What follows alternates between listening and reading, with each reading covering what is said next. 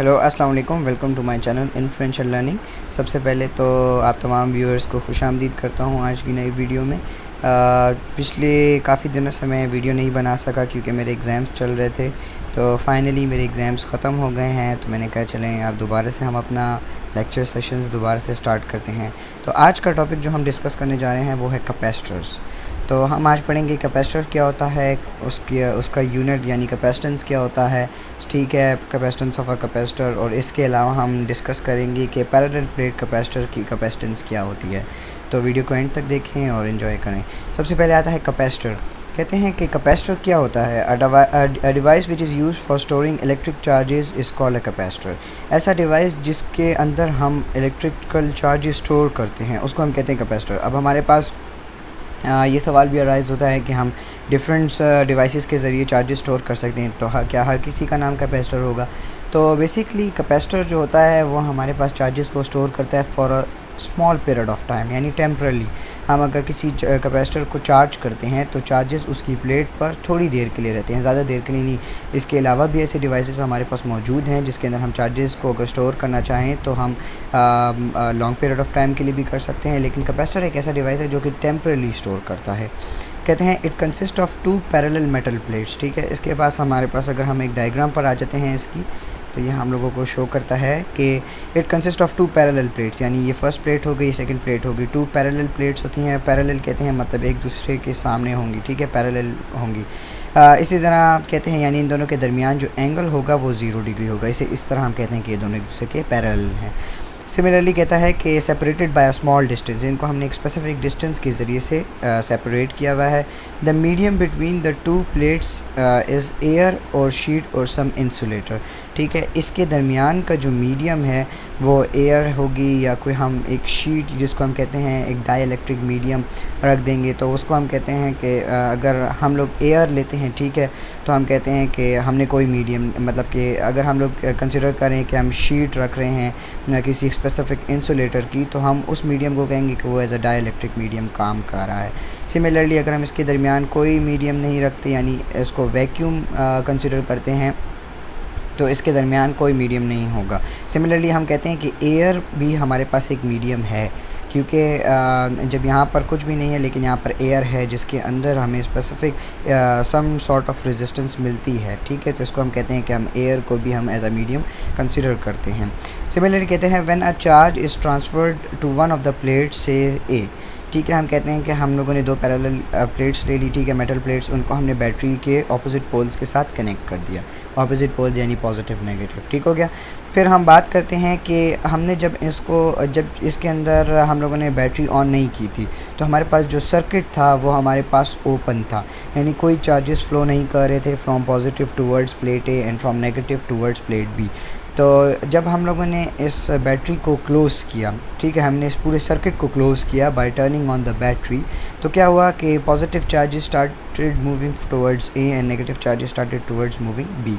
ठीक है, तो जब हम कहते हैं कि चार्जेस मूव करते हैं towards plate A and negative charges move कर रहे हैं टुवर्ड्स प्लेट बी, तो एक स्पेसिफिक पोटेंशियल डिफरेंस बन रहा है। हमने क्या कहा था कि पोटेंशियल डिफरेंस हमेशा हम दो पॉइंट्स के दरमियान लेते हैं, क्योंकि पोटेंशियल डिफरेंस हम एक पॉइंट के दरमियान नहीं ले सकते। पोटेंशियल डिफरेंस हम क्या कहते हैं? पोटेंशियल डिफरेंस हम ये कहते हैं कि हम जिन चार्जेस को हम मूव करते हैं from one point two another, तो जो डिफरेंस बनता है, ठीक है, उसको हम कहते हैं कि ये हमारे पास पोटेंशियल डिफरेंस हो गया। यहाँ हमें जो टोटल वर्क डन करना पड़ता है एक चार्ज को एक पॉइंट से दूसरे पॉइंट की तरफ ले जाने में, हम उसको कहते हैं ये पोटेंशियल डिफरेंस है। तो जब हम चार्जेस को यहाँ से मूव करते हैं, ठीक है, तो हम लोगों को वर्क डन करना पड़ता है ताकि ये चार्जेस जाएँ प्लेट ए पर और यहाँ से चार्जेस जाएँ प्लेट बी पर। अब हम कहते हैं कि देखें यहाँ पर हम लोगों ने the capacitor is commonly charge by connecting the its plates for a while to the opposite terminals of the battery. अब क्योंकि हम लोगों ने यहाँ पर गिवन टू मेटलिक प्लेट्स को हम लोगों ने पॉजिटिव और नेगेटिव के साथ कनेक्ट कर दिया है, हमने बैटरी को अलाउ कर दिया है कि वो चार्ज को फ़्लो करने दे। तो जब चार्जेस यहाँ पर आ जाएंगे, लेट कंसीडर ये प्लेट ए पॉजिटिव पोल के साथ कनेक्टेड है, तो पॉजिटिव चार्जेस यहाँ से मूव ऑन होते हुए इस प्लेट के ऊपर डिपॉजिट हो जाएंगे, ठीक है, नेगेटिव चार्जेस यहाँ से होते हुए इस प्लेट के ऊपर डिपॉजिट हो जाएंगे। अब यहाँ पर पॉजिटिव चार्जेस हैं, यहाँ पर नेगेटिव चार्जेस हैं, ये एक इंटरनल स्ट्रक्चर है इनसाइड द कैपेसिटर का। तो जब हम कह रहे हैं कि यहाँ पे पॉजिटिव चार्जेस हैं, यहाँ पर नेगेटिव चार्जेस हैं, तो पॉजिटिव नेगेटिव की हमने क्या कहा था कि हमेशा opposite charges attract each other. तो यहाँ पर क्योंकि पॉजिटिव Q यानी प्लस Q विच रिप्रेजेंट्स ऑल पॉजिटिव चार्जेस और यहाँ पर minus Q which represents all negative charges. So positive negative will attract each other, जिसकी वजह से जो चार्जेस यहाँ पर हैं और यहाँ पर हैं उनके दरमियान फोर्स ऑफ अट्रैक्शन बनेगी। तो यहाँ पर चार्जेस हमारे पास for a specific period of time store रहेंगे। ठीक है, इसी तरह अगर हम बैटरी डिस्कनेक्ट कर देंगे तो यहाँ पर जो चार्जेस होंगे वो हमारे पास ख़त्म हो जाएंगे। तो जब तक बैटरी ऑन है, मतलब कि जब हम लोगों ने चार्ज इसको रिमूव कर दिया है, ठीक है, हमने जब बैटरी रिमूव कर दी है तो तब भी ये चार्जेस यहाँ पर रहेंगे। वो क्यों? क्योंकि यहाँ पर पॉजिटिव चार्जेस हैं, यहाँ पर नेगेटिव चार्जेस है, तो इनकी फोर्स ऑफ अट्रैक्शन तो एग्जिस्ट करती है, जिसकी वजह से पॉजिटिव और नेगेटिव के दरमियान अट्रैक्शन की वजह से यहाँ पर चार्जेस एक दूसरे के अराउंड एक फोर्स ऑफ अट्रैक्शन बनाएंगे, जिसकी वजह से वो यहाँ पर स्टिक रहेंगे इवन हम बैटरी रिमूव कर दें तब भी। तो इसीलिए हम कहते हैं कि कैपेसिटर्स जो होते हैं हमारे पास चार्जेस स्टोर करते हैं for temporarily for a small period of time.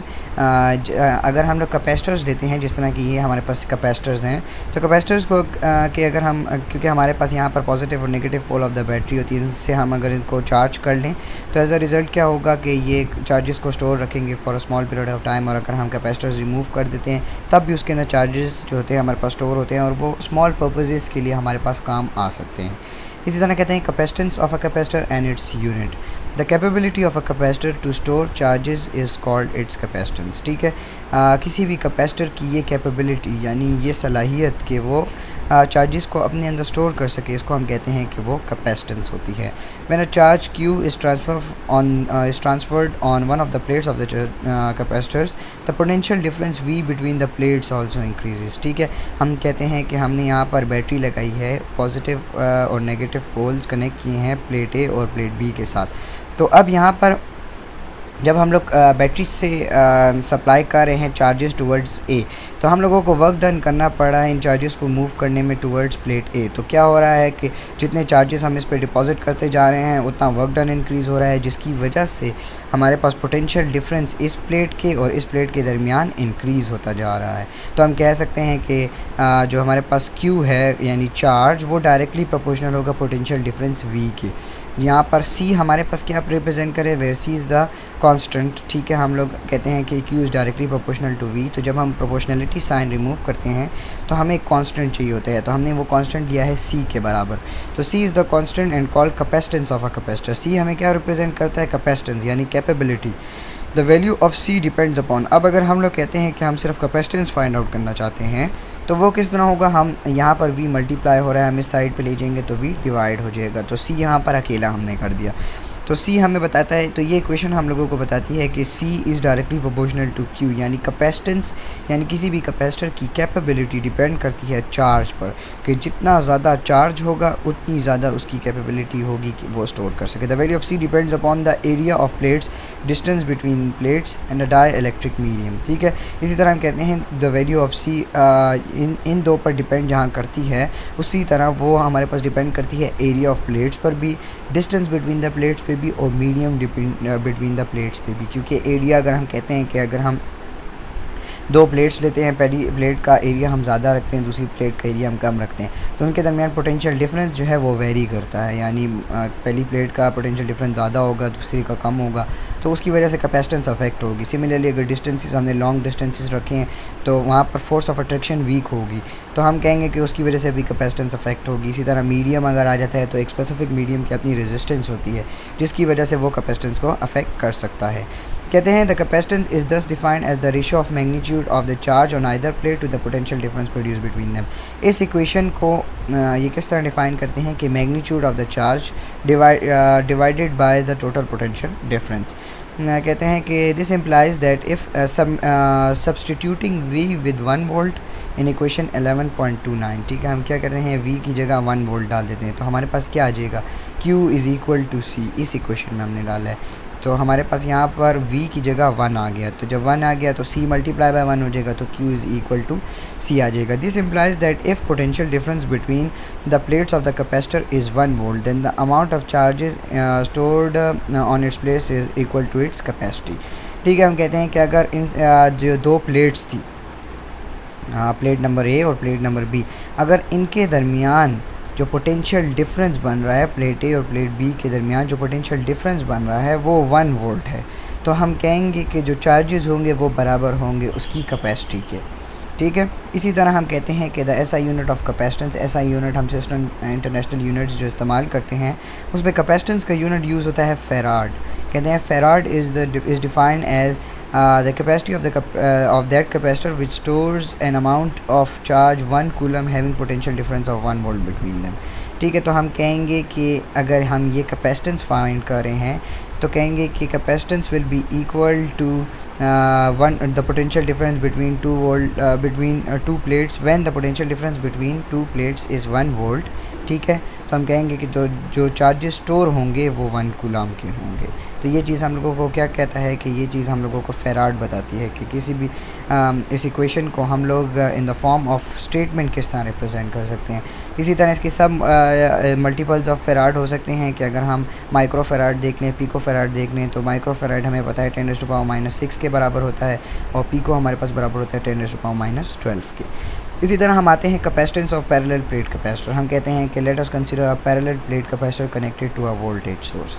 हमने ले लिया है एक पैरेलल प्लेट कैपेसिटर, ठीक है, जिसके अंदर प्लेट्स जो हैं पैरेलल प्लेट कैपेसिटर में पैरेलल प्लेट्स जो हैं वही हमें उसके नाम से बता देती हैं कि कैपेसिटर के अंदर जो प्लेट्स होंगी वो हमारे पास पैरेलल होंगी। तो कहते हैं पैरेलल प्लेट्स कैपेसिटर में हमारे पास क्या होता है कि हमने दो पैरेलल प्लेट्स ले ली, उनको वोल्टेज के साथ कनेक्ट कर दिया, ठीक है।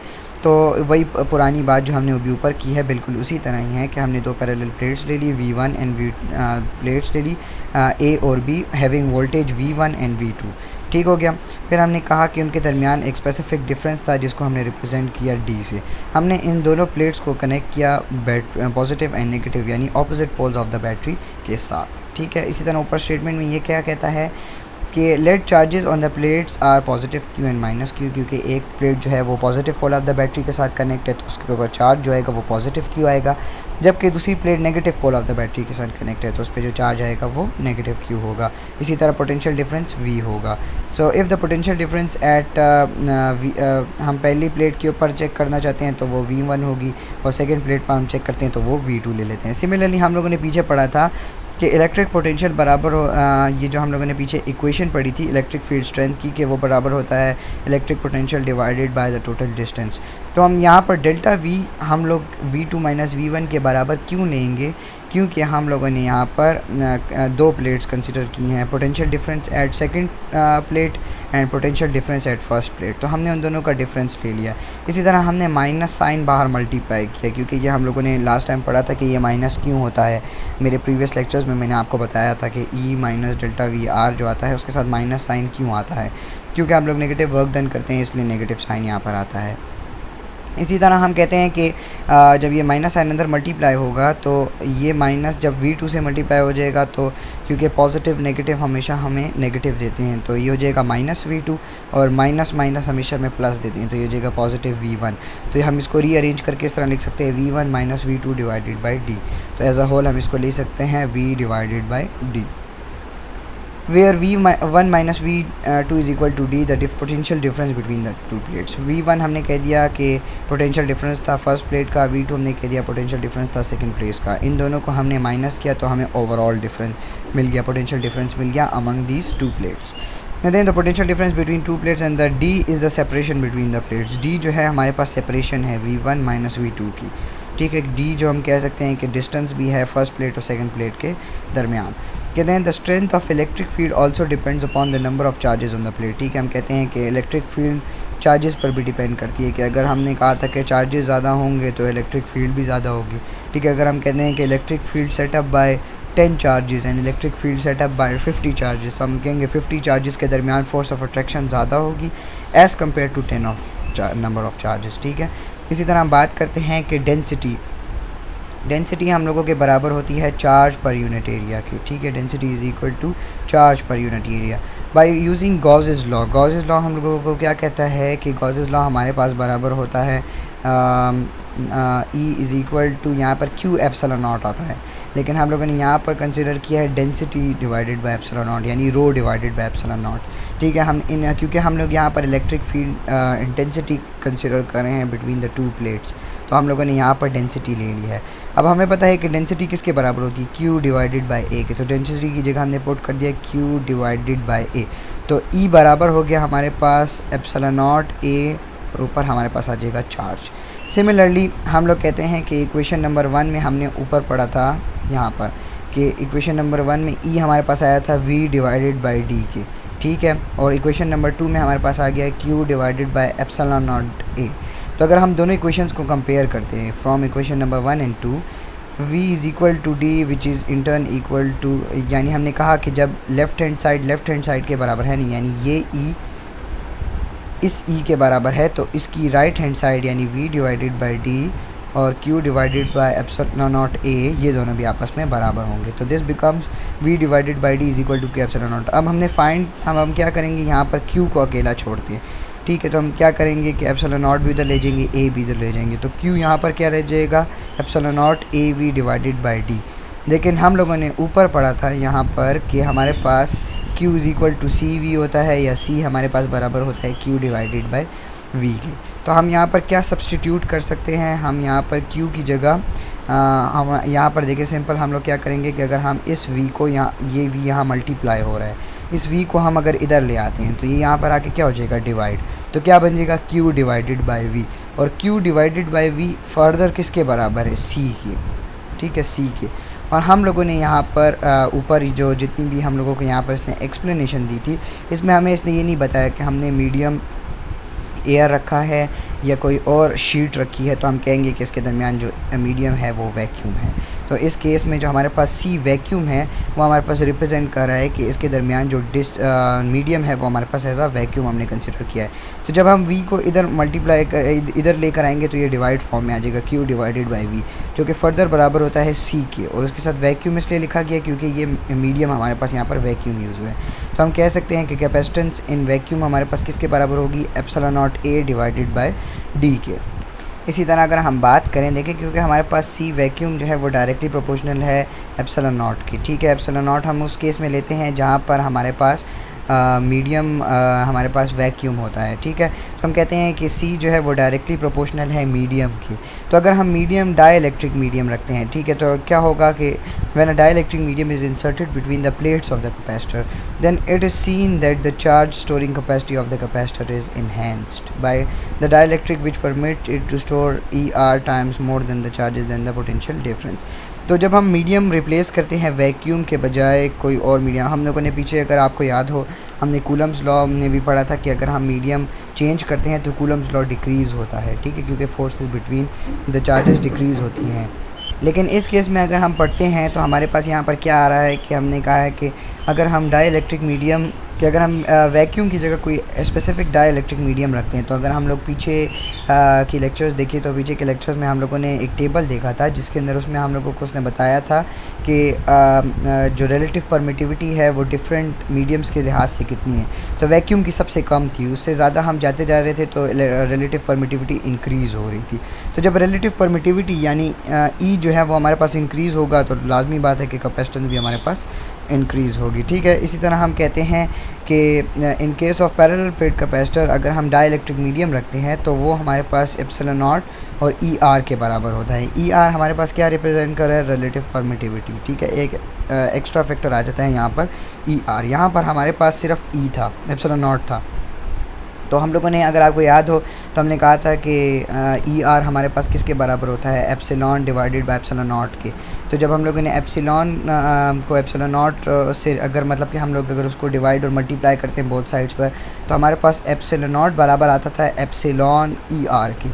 तो हमने वही चीज़ की है, हम लोगों ने सिंपली जो मीडियम वैक्यूम की जगह जब हमने डाइलेक्ट्रिक मीडियम रखा है तो उसकी जगह आ गया है एप्सिलॉन और ER, ठीक है।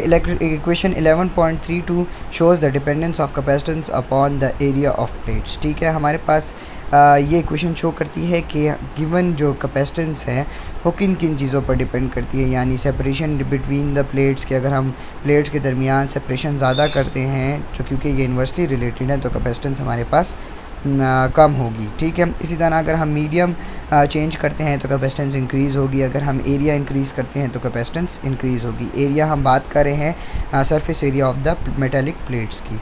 सिमिलरली हम अगर इक्वेशन नंबर 11.32 और इक्वेशन नंबर 11.31 को कंपेयर करें तो जब हम कहते हैं कि 11.31 और 32 को हम कंपेयर करते हैं तो by dividing equation number 1 on 2 we gets, तो हम लोगों के पास क्या आता है, कैंसलिंग हो जाएगी बोथ साइड्स पे, तो हमारे पास आता है C medium divided by C vacuum. तो this relation provides us the definition of relative permittivity or dielectric constant, the ratio of the capacitance of the capacitor with the given material filling the space between the conductors of the capacitance of same capacitor when, ठीक है। अब हम इसमें कहते हैं कि relative permittivity किसके बराबर होगी।